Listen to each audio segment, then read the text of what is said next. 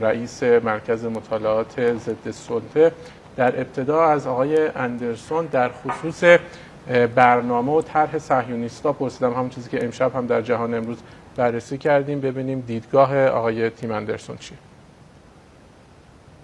Israelis, of course, are intent on trying to draw the US into a wider war, and they've been trying to incite them to fight against Iran for some time. That's been failing, and it's has worse prospects now because Iran is much stronger than it was decades ago. So that's not likely unless the scale of the war gets to the point where the Zionist entity appears that it's going to be completely destroyed. I think that might be a trigger for the US to get more deeply involved, because the US effectively owns the Israeli entity. So I think the strategy is, of course, we know that Netanyahu, the current leader, is intent on keeping the war going because his political career will collapse at the end of it, and he isn't able to show any achievements now or later on, basically. So there isn't really a strategy there except to keep it going and to try and escalate and bring in NATO and particularly US support, and that seems difficult unless the war gets catastrophic for the Israelis themselves. Of course, the Israelis would like to attack Hezbollah, but they know what happened last time they did it, or the last two times they did it. Hezbollah has driven them out of Lebanon. Hezbollah drove them out in 2006. There's no prospects of success there. So really, there isn't a real strategy, a viable strategy on the Israeli part there.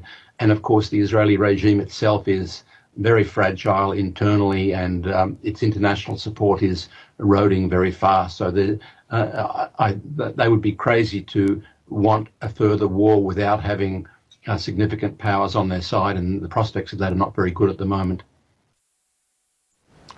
در سوال دوم از آقای اندرسون پیرامون چیزی پرسیدم که اگه صهیونیستها به لبنان حمله تمام عیار داشته باشند با اون مواجه خواهند شد.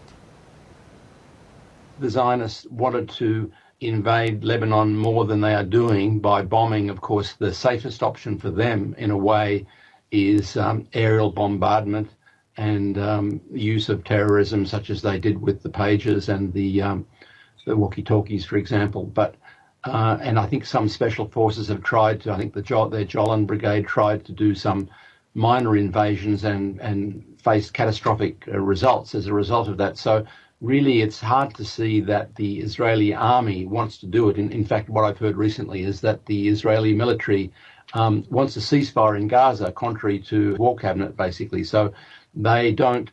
The Israeli military is exhausted from fighting in Gaza. They haven't been able to destroy Hamas or the other resistance groups there. So their best prospects are to carry on an aerial attacks on Lebanon, and in the event of a ground invasion, they're going to face what they faced back in July, August 2006. That is to say, annihilation. And the Hezbollah leader, Hassan Nasrallah, has said that they welcome that the Israelis bringing their military into a zone where it's much easier for them to pick them off. So it's going to be catastrophic if the Israelis want to try another invasion of Lebanon. در نهایت هم از آقای تیم اندرسون پرسیدیم که اگه بخوایم راهبرد صهیونیستها رو در شرایط فعلی به شکست بکشونیم چه اقداماتی باید انجام بشه؟ پاسخ ایشون رو می‌بینیم. Several fronts going on here, and the most important one really is the coordinated and combined resistance front in the region in West Asia. I mean the resistance in Lebanon, in Yemen, in Iraq, and of course its support from Syria and Iran. The coordination of those attacks on the Israelis to bring an end to the catastrophic war against civilians, or the reprisal against civilians. That's the best way of looking at it. I think what the Israelis have been doing in Gaza is classic fascist tactics, that they suffer some casualties from attack by the resistance, and because they can't get at the resistance effectively, they go and carry out reprisals by killing women and children and other civilians. We know that. We've seen that in previous fascist wars. So the combined forces of the resistance are the most likely, I believe, to bring the Zionist regime to the point of collapse, at which stage we're going to see some international involvement in trying to rescue or repair or create a Israel Mark II, and that would be a very interesting period for the resistance, because there are traps there too, because I believe that there are some on the Zionist side, on the North American side, who would like to recreate an Israeli regime without Netanyahu and trying to address some of the criticism, perhaps even giving citizenship to Palestinians. But there are still a lot of problems beyond that, the question of the refugees, the question of the land theft and so on. So even in the event of a collapse of the current regime there are a lot of challenges for the resistance. But I think the pressure of the resistance is the key factor.